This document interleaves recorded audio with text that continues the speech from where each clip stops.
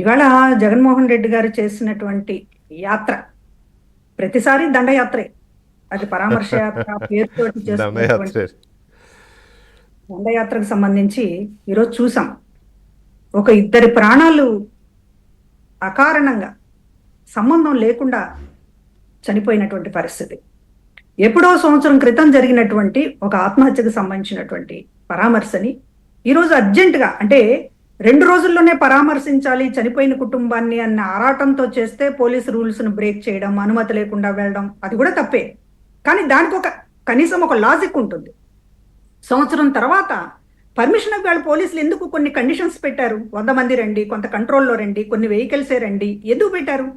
ఇప్పటిదాకా మీరు స్వేచ్ఛగా, సంవత్సరం నుంచి మీరు స్వేచ్ఛగా చేసినటువంటి దండయాత్రలన్నింటిలో కూడా పొదిలి అనేటటువంటిది ఒక పరాకాష్ట. పొదిలి పర్యటనలో మొత్తం ఏదో మహిళలు నిరసన తెలియజేస్తున్నందుకు, రాజధాని ప్రాంతం మీద వాళ్ళని అవమానించినందుకు నిరసన తెలియజేస్తున్నటువంటి వాళ్ళ మీద, వాళ్ళకి వీళ్ళకి మధ్యలో ఉన్నటువంటి పోలీసుల మీద రాళ్లు విసిరారు, చెప్పులు విసిరారు, ఇంకా నానా గందరగోళం సృష్టించిన క్రమంలో ఇంక ఇది కంటిన్యూ అవుతుంది కనుక కొన్ని కంట్రోల్ పెట్టాలి అనేటటువంటి, సహజంగా పరామర్శలు కానీ లేకపోతే విగ్రహావిష్కరణలు కానీ ఇవి వేరు. రాజకీయ పార్టీ కార్యక్రమాల్లో చాలా కొద్దిమంది వెళ్తారు. ఏ రాజకీయ పార్టీ చేసినా కూడా చాలా బాధ్యతగా అది కొద్దిమంది అక్కడ లోకల్ ఉన్నట్టు నాయకులు, కార్యకర్తలు లేకపోతే వెళతారు.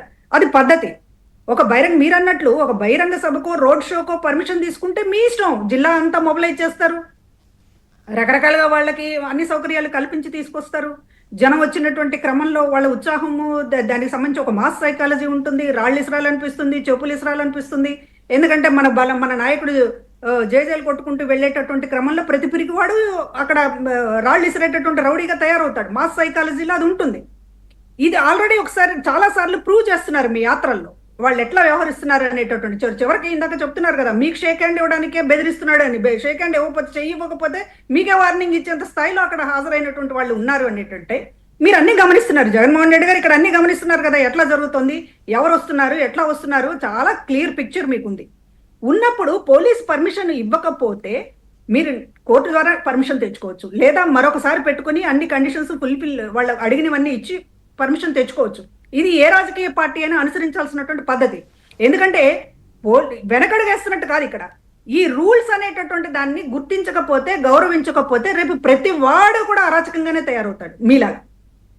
ఇవాళ మాకు పోలీస్ పర్మిషన్ అవసరం లేదు, తోసుకుంటాం, బ్యారికేడ్లు తోసేస్తాం, పోలీసులను నెడతాం, మేము 40,000 మంది ఉన్నాం ఇక్కడ, లేకపోతే 4,000 మంది ఉన్నాం, అక్కడ పోలీసులు 40 మందే ఉన్నారు, మందబలం చూపిస్తాం అంటే మందబలం ప్రతి ఒక్కడు చూపిస్తాడు. 10 మంది లారీ ఎక్కి ఒక పోలీసుని రోడ్డు మీద ట్రాఫిక్ కంట్రోల్ చేస్తుంటే గుద్దేసి, లేకపోతే ఏ స్మగ్లింగ్ చేసేవాడు వెహికల్ తీసుకుని వెళ్ళిపోతే దానికి ఆదర్శం మీరే కదా జగన్మోహన్ రెడ్డి గారి వాళ్ళు చూపినటువంటి బాట.